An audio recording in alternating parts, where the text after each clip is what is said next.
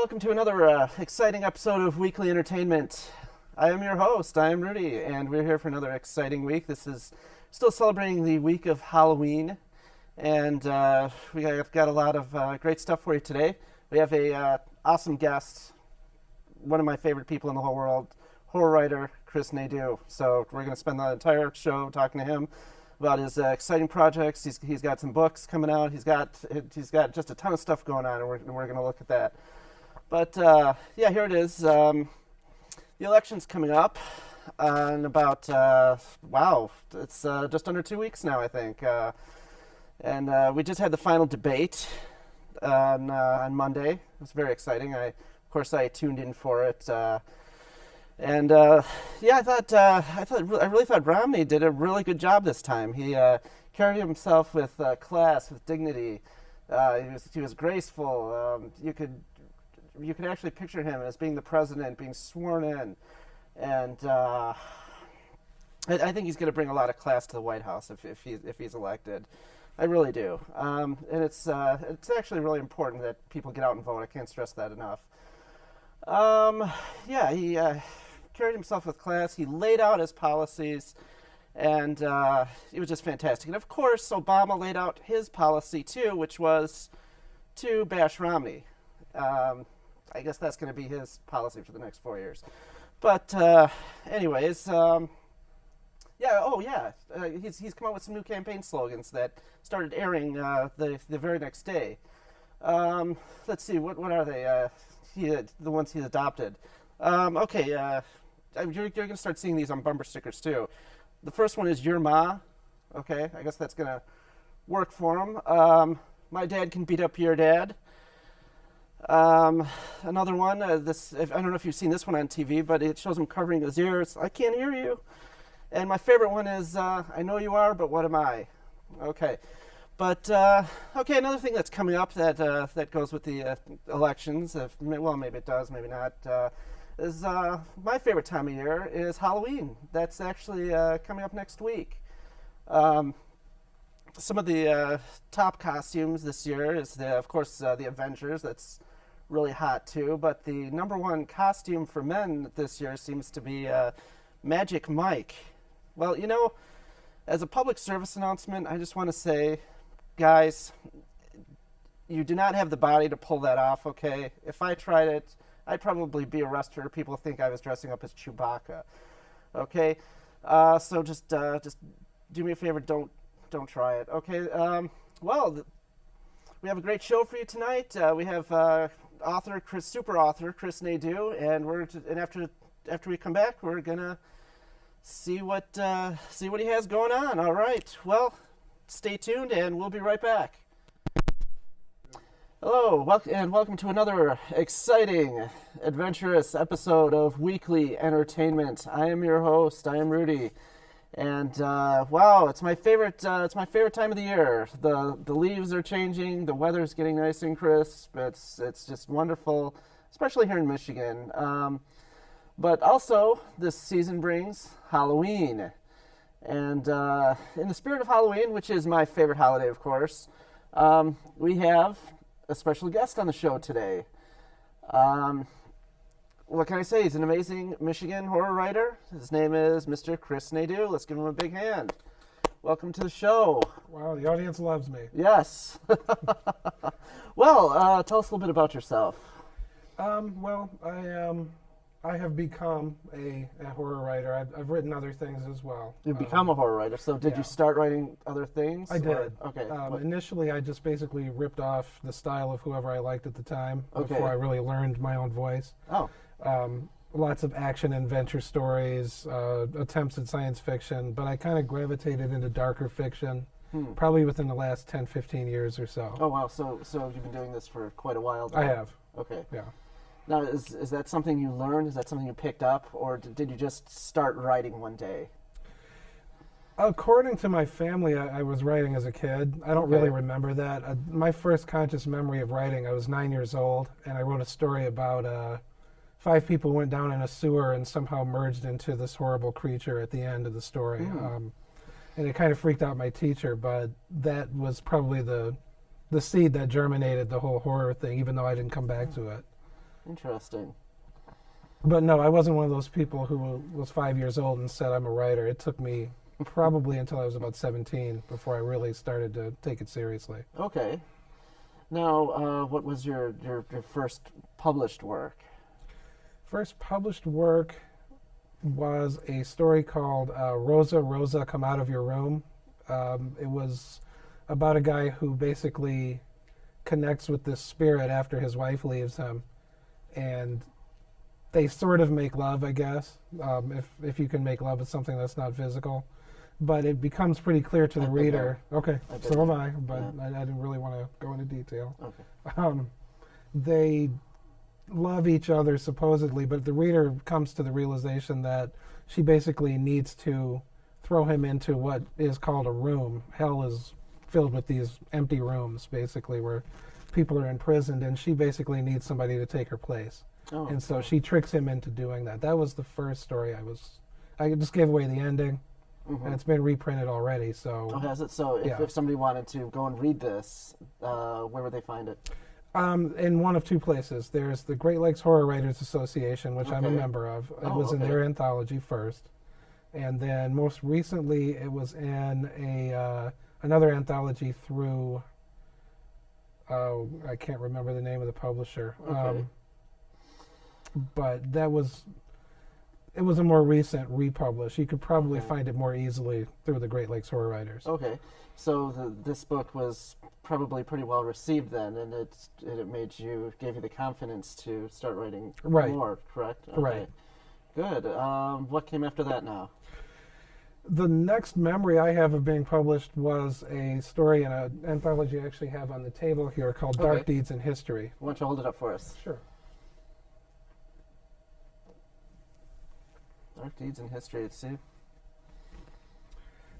And Dark Deeds in History is my first attempt at a zombie story, which I normally don't care for, because I think it's been done to death, no pun intended.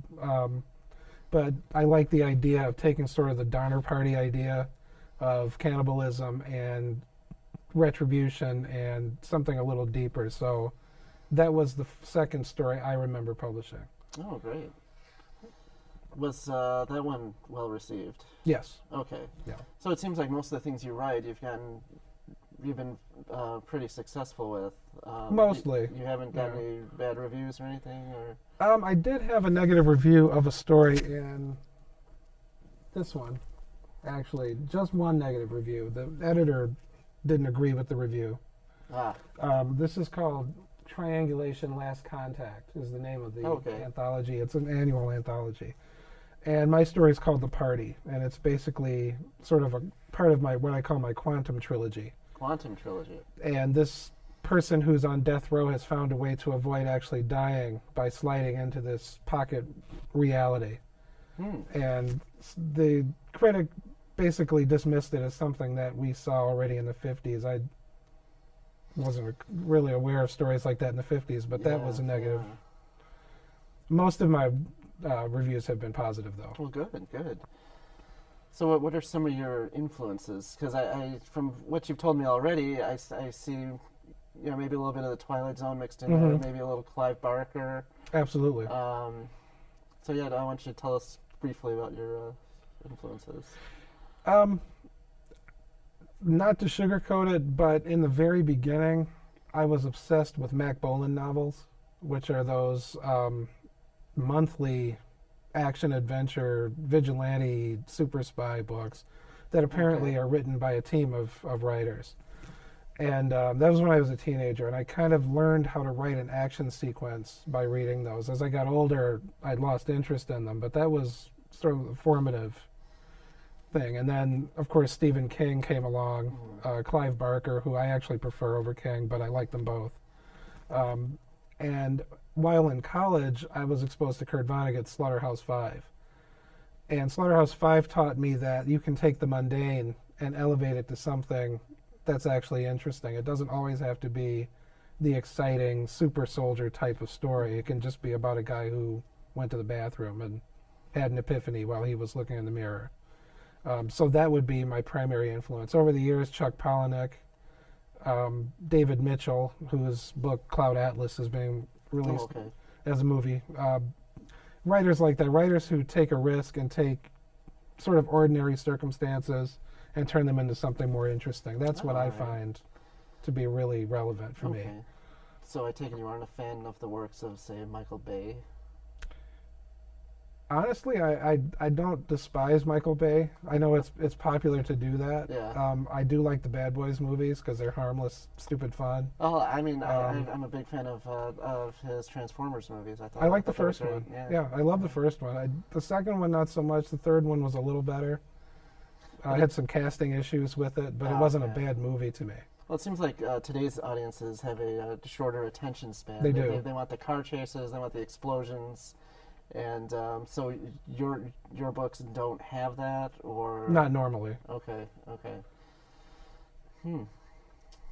Interesting stuff. I look forward to reading it. So are these books self-published or no? Or no. Okay, so you're actually a signed artist, as they say. Okay. How do you feel about self-publishing? Because I mean, I could write a book and just go over to the website Lulu and now I'm a publisher. Right. And I'm a published artist, which it seems like a lot of people are doing these days. It's like when video cameras became cheap, everybody is now a director, and and is a filmmaker. And I think the market is just flooded with a bunch of really bad material. Mm-hmm. So what are your feelings on that, on the whole self-publishing thing? I have mixed feelings on self-publishing. Okay. There are established authors, some of whom have been blacklisted, who self-published. Oh, really? Norman Spinrad comes to mind. He wrote some of the best Star Trek episodes in the 60s, and he got blacklisted, and so he's self-publishing his novels. But that's Norman Spinrad. He's a proven author. A lot of people tend to take I think a shortcut, because there's this idea out there that editors are evil gatekeepers, and that their job is to keep new talent from flourishing and to keep the old guard published. Well, that's not the case at all. Editors are looking for new talent all the time. It's what they do. So the idea that they're trying to stop new talent is just a way of telling yourself that your story was good and they're threatened by it, basically. It's the same thing of, I got fired. Well, it's because my boss thinks I'm too intelligent. It's that mentality. But by the same token, I've experimented with self-publishing just to see, what would happen. And I did sell, and I got some positive feedback.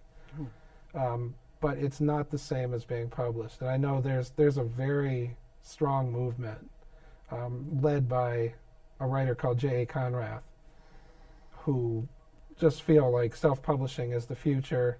That's it. The old guard is just outdated, antiquated, you name it. I don't agree with him. I noticed that he makes a lot of money talking about that, though. So he has a vested interest. Yeah, there's a vested interest there, exactly. So self-publishing is not, in my opinion, the same as being traditionally published. And I don't mean that on the surface. Obviously, that's the case. But I don't think it has the same level of satisfaction. It's not a even playing field because you decided to just put your book on Lulu or Amazon without having a professional editor or house publish it. And just finally, on that score, there's sort of a mentality that this is a democracy issue, that you're getting your work out there the way they did in the 1700s. Right. I don't buy that argument.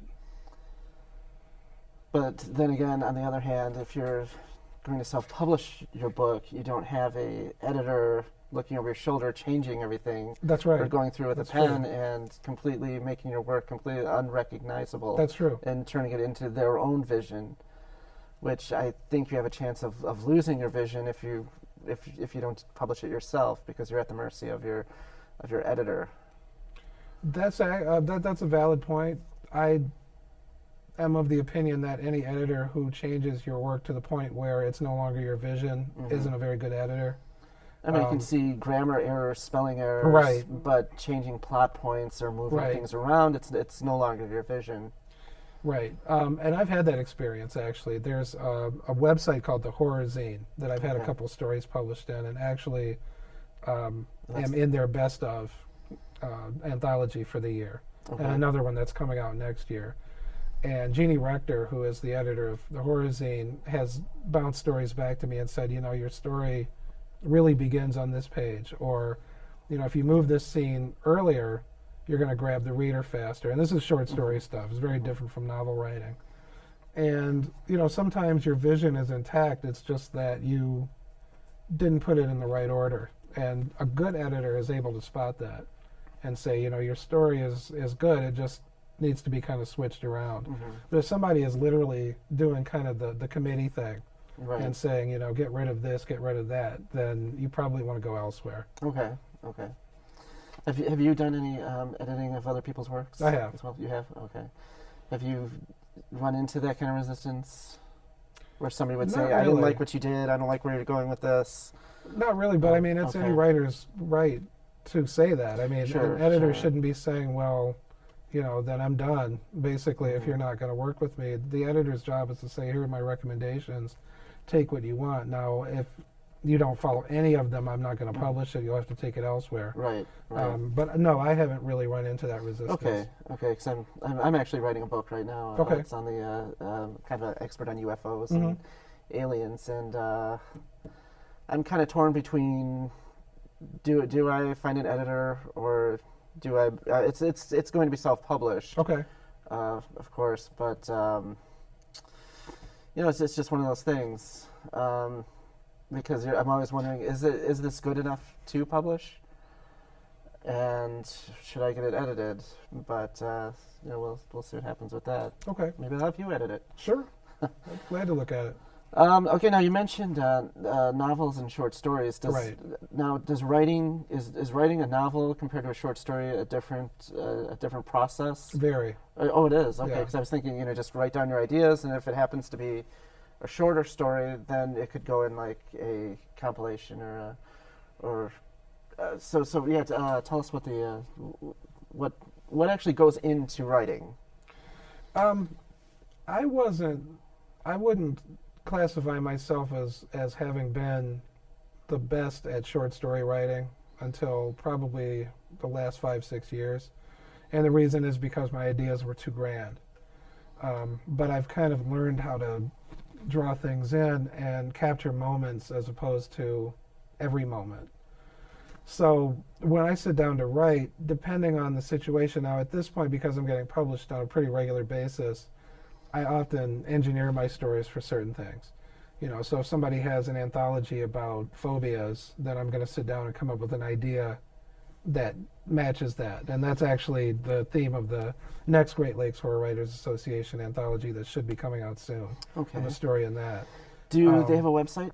They do, but don't ask me what it is. Oh, okay. Just Just Google type it, in, folks. yeah, just type in Great Lakes Horror Writers Association. It'll come up.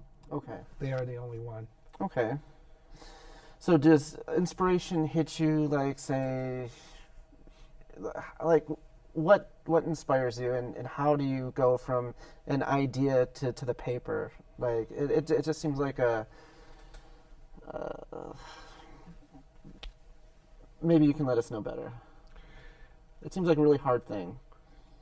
It is sometimes, and I always like to contrast prior to current when I talk about things like that, because in the early days, almost everything was an inspiration because I didn't really have a good crap filter yet.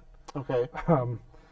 So it's, I'd write these stories, and one in particular, I remember I wrote about a cute fuzzy alien that actually turned out to be the opposite. And I had a friend read it, and he went to everybody that we knew and said, I don't know how to tell him his story sucks. I was actually more offended that he didn't just tell me the story sucked than in him feeling like it did. So at some point, if you're any good at all, you start to create this filter that tells you what's a good idea, where the idea should be used. I tend to take the mundane and try to work it into something interesting, so I carry a notebook most times. Okay, which is what I was going to ask you. Yeah, do you carry a notebook? I do. If you see something, Yep. If I hear something, if I see something, I'll write it down. Because I tend to do that too. Okay. If you see like a car accident on the side of the road, Right. this happened to me. I was driving. I was actually driving into the studio it was about a month ago. And, Okay. there was this car accident. This car flipped over and everything, and it gave me an idea, some kind of story idea. I might never use it, but I just jotted a few quick ideas down. That happened to me too, actually, near work. Oh, yeah? There was a car accident. A man on a motorcycle was killed. Oh, no. And his body was in the street for about 2 or 3 hours. Oh, and wow. it was probably about 100 degrees out. Oh, my God. And so that gave me an idea, if not for a story, then possibly for a scene in another story. Yeah, exactly. So sometimes those ideas don't turn into stories themselves, right. but they fill the gaps in the story that you may be working on. Okay. That happens more and more for me these days. Okay. So advice to a budding writer would be carry a notebook and just jot down everything, everything you see. So. Everything that comes to mind. Okay. Yep. And then as you continue to read, reading is vital. You can't just write if you don't read other people's work. Oh, well, sure. You'll start to figure out what works, what doesn't work, where it should go, how long it should be. All these things are second nature to me now, but they weren't always. Oh, okay. So what's your latest novel? My latest novel is a sequel to this novel. Okay. Actually. Yeah. Why don't you tell us about this? This is Dreamers and Infinity's Core. There we go. Hold it up one more time. Okay. Okay. And that is through Com Publishing, which is a local publisher located in Novi. And I can give you their website. It's com-publishing.com. And I do have an author page there. Dreamers and Infinity's Core is a story about a writer whose fictional world and actual world start to blur, and the writer gets trapped in his fictional world with two fictional characters, one of whom is sort of an improved version of himself, which is what most early writers do, is they write their ideal guy, and that ideal guy is usually them. So he gets trapped there, and there are these entities that are trying to basically manifest themselves into reality using imagination, and it's, he can't communicate with his characters, and so there's the struggle. So the sequel to that book is slated to come out later this year, and it's called Echoes of Infinity's Core. And what's the? Why don't you tell us a little bit about the second one? No spoilers, though, right. Of course. Same characters. Okay. I can tell you that. Similar situation, although one character has kind of gone over the edge based on what he experienced in the first book. Okay. And so his actions cause consequences that cause a ripple effect that could be far worse than what happened in the first book. Interesting. Okay. So this all takes place in an alternate reality, or does it take place in the person's head? It takes place, as far as you know, in an alternate reality called Earth Redux, which is the author's improved version of our world. Okay. So this has a whole Naked Lunch, Jacob's Ladder kind of. Yeah, but no talking orifices in my book. Okay. Very good. Well, so if somebody wanted to buy this book, where would they buy it? I highly recommend it, folks. So he's going to tell us where you can get it, and. You can go to the Com Publishing site that I mentioned, or Amazon. Amazon has it as well. Amazon, okay. Somebody out there is selling it for about $100. $100, really? Yeah, I didn't know it was that good. Is it a signed copy? No. Okay. Not that I know of. I have no idea who this person is, but you can order it much cheaper than that. Okay. Well, so how much could somebody get one for? So we don't scare them away with somebody trying to get $100 for a copy of that. List price is $16.95. Okay, well that's very reasonable. Amazon often has discounts, up to 30%. So. Well, great. Is it available in any bookstores or? No, not currently. Okay, just online. How about book signings? Are you doing any book signings coming up? I have a few, but I don't have the information yet to share, unfortunately. Okay, well just let us know, and we'll post it on the website. Okay. Have you done a lot of personal appearances and book signings and things like that? A few. Cool. A few. Cool. I've spoken at libraries on writing. I've done some book signings here and there. The library appearances were with the Great Lakes Horror Writers, so we kind of did presentations there. Oh, great. And had our books present. So at one of those, there's always a lot going on and a lot of different authors and stuff. Cool. Well, that sounds like a good time. So if you want to look up the Great Lake Horror Writers Association, and you'll find out where their next function is going to be. Anything else going on? Any charity events? Because I know you've done. Actually, the Great Lakes Horror Writers again is having a Halloween bash this Saturday. Oh, that'll be fun. Okay. At the VFW Hall in Berkeley. It's on 12 Mile. Okay, is this open to the public? Yes. Great. And it's for the Literacy Foundation. Literacy Foundation. Okay. Excellent. So, yeah, I want to check that out. And, of course, Google Great Lakes Horror Writers, and you'll be there with your books, right? Yes. So you wanted to come buy one? Yep, you can actually win copies. Okay, if hey. you buy raffle If you tickets. show up, you can win a copy of Infinity's Core. It's a really good read. I've actually read it myself, and it's a great read. Thank it really is. Yeah, it's a lot of fun. You have to read it a couple times to really take everything in. But hey, I loved it. As a matter of fact, we'll see what our human resource department thinks of it. Hey, what did you think of the book? Here's what I think of you. Well, you can't please everybody, folks. It's the same guy that wrote the criticism of the short story. I didn't know he was an HR rep. It explains everything. He's working for us now. Yeah.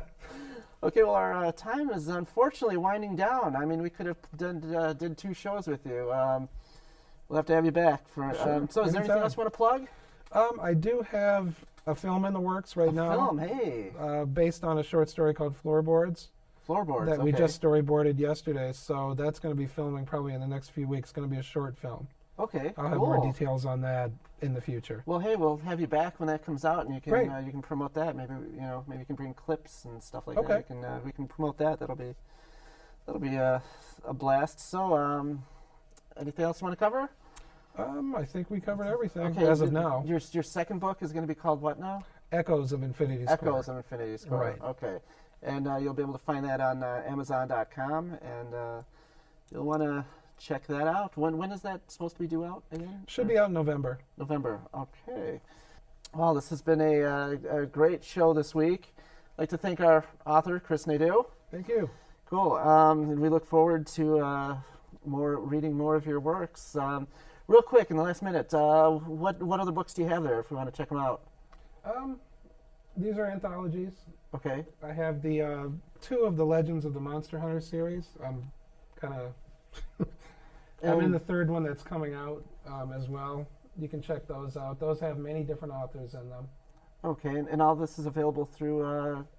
Through Amazon. Okay. And okay. I have your favorite story here, the toilet bombs. Oh yes. That you always like. Yes, I Pictures love of the that story. shadows Okay. within shadows. Okay. Well, I want to promote my favorite author, William Shatner. Always everyone's favorite. So if you want to read an awesome book, check this out. Gotta love the Shad. Yes. Okay. Well, that's another episode of Weekly Entertainment. Join us next week, and for more madcap mayhem and broadcast journalism. So, I am your host, and I will see you next week. I don't know who the guest is going to be yet. You never know. But the website, again, is weeklyentertainment.webs.com. Thank you. And, fill out the form and be on the show. Well, have a good night, folks, and safe trick-or-treating. Good night.